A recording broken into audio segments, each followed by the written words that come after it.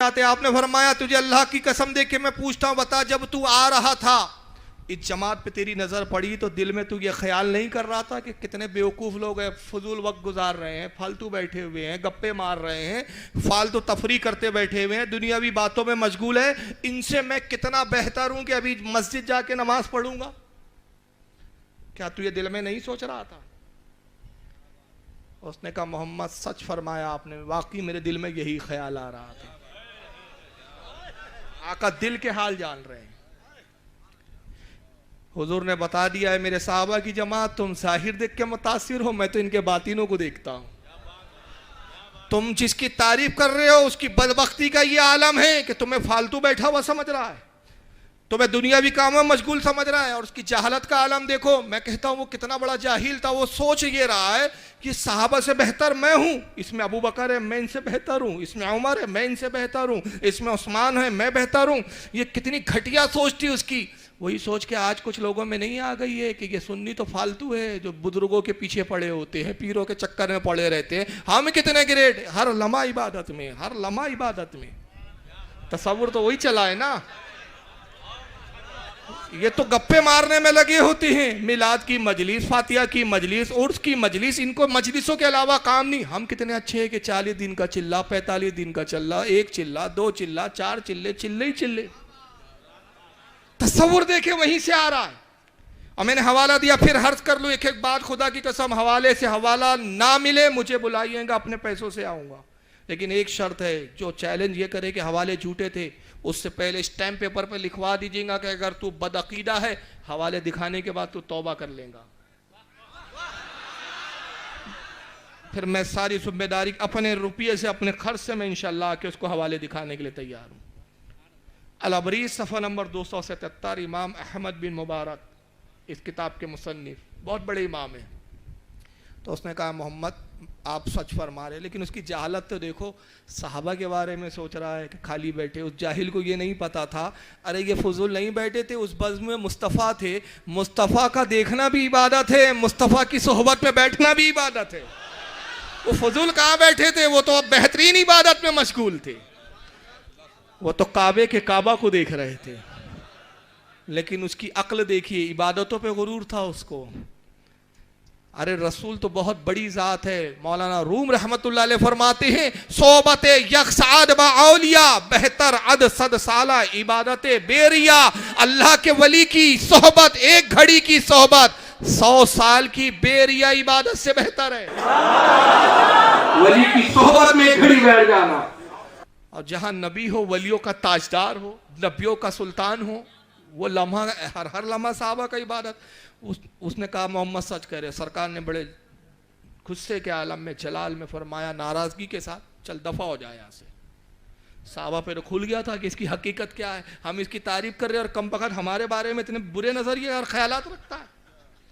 اب وہ مسجد چلا گیا، اچھا اس کی جہالت دیکھیے، توبہ نہیں کی اس نے۔ اب یہ تو سمجھ لینا چاہیے تھا نا اس نے کہ اب محمد نے تو میرے دل کے حال جان لیے، بتا دیا، تو معافی مانگ لیتا یا رسول اللہ اب یہ دل میں خیال آ گیا، معاف کر دیجئے، دعا کر دیجئے۔ نہیں، اپنی عبادت پہ گھمنڈ تھا، مصطفیٰ کی عطا پر اس کو ناز نہیں تھا، مصطفیٰ کی عطا پر یقین نہیں تھا، عبادت کرنے چلا گیا، عبادت سے جنت لینا چاہتا ہے۔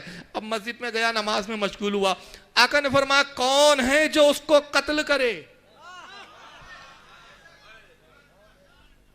کس کے قتل کے بارے میں حضور کہہ رہے ہیں؟ مشرک تھا، بتوں کا پجاری تھا۔ ارے جس کی عبادت کی تعریف صحابہ کر رہے ہیں، نبی اسے قتل کی بات کر رہے ہیں، کون ہے جو اس کو قتل کرے؟ ابو بکر صدیق کھڑے ہوئے، یا رسول اللہ میں حاضر ہوں سرکار۔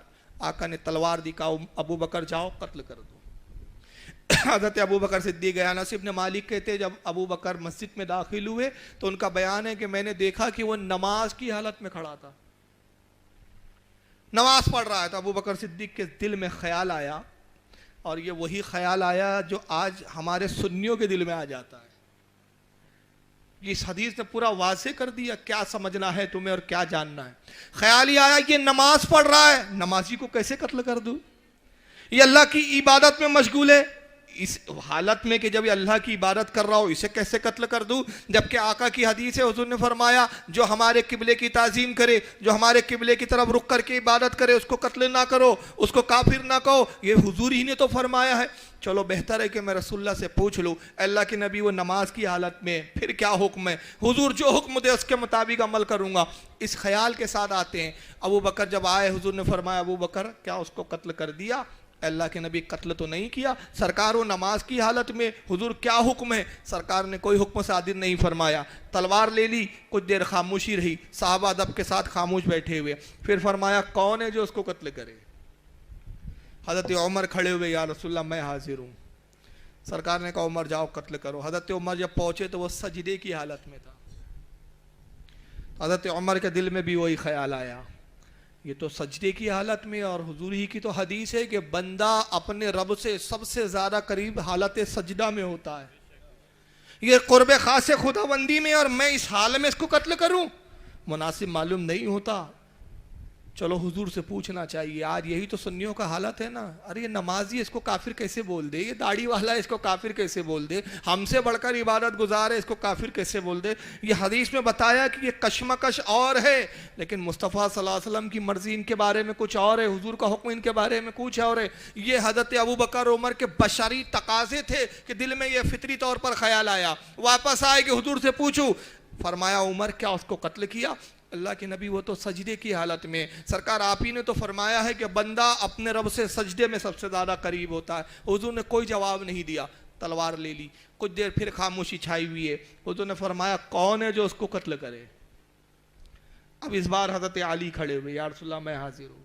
حضور نے تلوار دی اور غیب داں نبی نے ایک جملہ ایسا فرما دیا کہ غیب کی خبر بھی ہو گئی، علی جاؤ اس کو قتل کرو۔ اب حضرت علی فرماتے، انس کہتے ہیں کہ مولا کائنات حضرت علی کے جملے تھے۔ بعد میں حضرت علی نے ان سے انس سے کہا کہ جس وقت حضور نے مجھے تلوار دی تھی اس وقت میں نے دل میں یہ خیال پختہ کر لیا تھا کہ وہ جس حالت میں ہوں گا۔ ابو بکر اس کا قیام دیکھ کر لوٹے ہیں، حضرت عمر اس کا سجدہ دیکھ کے لوٹے ہیں، میں مگر کسی اس کے سجدے کو نہیں دیکھوں گا، میں اس کے رکوع اور قیام کو نہیں دیکھوں گا، وہ جس حال میں ہوں گا میں قتل کروں گا، میں مقام مسجد نہیں دیکھوں گا، میں مسجد میں بھی قتل کروں گا، اس لیے کہ میں اس کی عبادت نہیں دیکھوں گا، مصطفیٰ کا قول و فرمان دیکھوں گا۔ یہ عہد کر لیا حضرت علی نے کہ میں قتل ضرور کروں گا۔ تو حضور نے علی کے دل کی کیفیت کو بھی جان لیا ہے، کہا علی قسم خدا کہ تو ضرور اس کو قتل کرے گا مگر تو اس کو پالے۔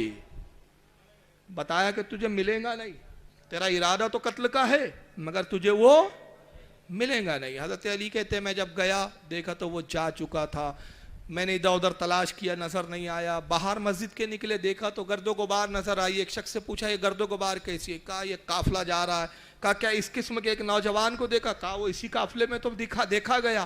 حضرت علی فرماتے میں پیچھے دوڑا لیکن وہ اہل قافلہ گھوڑوں پر اونٹوں پر سوار تھے، میں پیدل تھا، وہ تیزی کے ساتھ قافلہ بڑھتا رہا، فاصلے بڑھتے رہے۔ اب یہ پیدل وہ گھوڑے پہ فرق تو پڑے گا نا چال میں۔ حضرت علی فرماتے یہاں تک کہ وہ قافلہ میری نگاہوں سے اجل ہو گیا، اور میں بڑا افسوس کے ساتھ غمگین حالت میں حضور کے پاس لوٹا کہ کاش وہ مل جاتا تو میں حضور کی خواہش کو پورا کر دیتا، نبی کے دل کو خوش کر دیتا۔ حضرت علی کہتے جب میں حضور کی خدمت میں حاضر ہوا، آقا نے فرمایا علی کیا تو نے اس کو پایا؟ عرض کہ یا رسول اللہ میں نے اس کو نہیں پایا، اور قسم وحدہ لا شریک کی اگر میں اس کو پا لیتا ضرور قتل کرتا۔ تو رسول اللہ نے تلوار لی، کہا علی رب کا ارادہ محمد کے ارادے پر غالب آ گیا، رب کو کچھ اور منظور ہے۔ قسم خدا کی اگر علی تو آج اس کو قتل کر دیتا میری امت کے ایک فتنے کو ختم کر دیتا، میری امت سے ایک فتنہ ختم ہو جاتا، اسی شخص سے ایک نسل نکلیں گی، ایک قوم نکلیں گی، اور اس نسل اور قوم کا یہ عالم ہوگا قرآن خوب پڑھیں گے، بت نہیں پوجیں گے، کیا کریں گے؟ قرآن خوب پڑھیں گے، خوب پڑھیں گے، لوگوں کو دین کی طرف بلائیں گے، قرآن ان کے حلق سے نیچے نہیں اتریں گا، پڑھیں گے خوب لیکن حلق سے نیچے نہیں اتریں گا، دین کی طرف لوگوں کو دعوت دیں گے مگر دین سے ان کا کوئی خود تعلق نہ ہوگا، وہ دین سے ایسے نکل جائیں گے جیسے تیر کمان سے نکل جاتا ہے۔ وہ اللہ کی مخلوق میں قوم عاد اور قوم سمود سے بھی بدترین مخلوق ہوں گے۔ اے علی جو ان کو قتل کر دے قیامت کے دن اس کے لیے بہترین اجر عظیم ہوگا۔ یہ حدیث مکمل ہو گئی۔ اب اس پہ مجھے کوئی تبصرہ نہیں کرنا ہے، حدیث کو رہنے دیجئے۔ سیرت کے میں نے 3 پہلو بتائے، سیرت کا یہ ایک پہلو۔ اب آئیے، ہو سکتا ہے الابریز کسی کو ہضم نہ ہو رہی ہو، اگر مجمع میں کچھ اہل حدیث بیٹھے ہوں گے وہ کہیں گے پتہ نہیں کون سی الابریز ہے، ہم نے تو کبھی نام بھی نہیں سنا۔ اچھا چلو، بخاری کا تو نام سنا؟ کہ آج کل بخاری بھی ماننا بند کر دیا ہے۔ بخاری شریف میں یہ جو میں اب حدیث پیش کر رہا ہوں، کتنی جگہ امام بخاری نے لکھا پتہ ہے آپ کو؟ 4 جگہ۔ ایک جگہ نہیں، صحیح بخاری میں کتنی جگہ؟ 4 جگہ۔ مگر آج تک کسی وہابی نے حدیث نہیں سنائی ہوں گی آپ کو۔ میں نے کہا نا، وہ سنا دیں گے تو ان کا باطل دھرم نہیں چل پائیں گا نا۔ 4 جگہ کہاں کا لکھا؟ آئی سبحان اللہ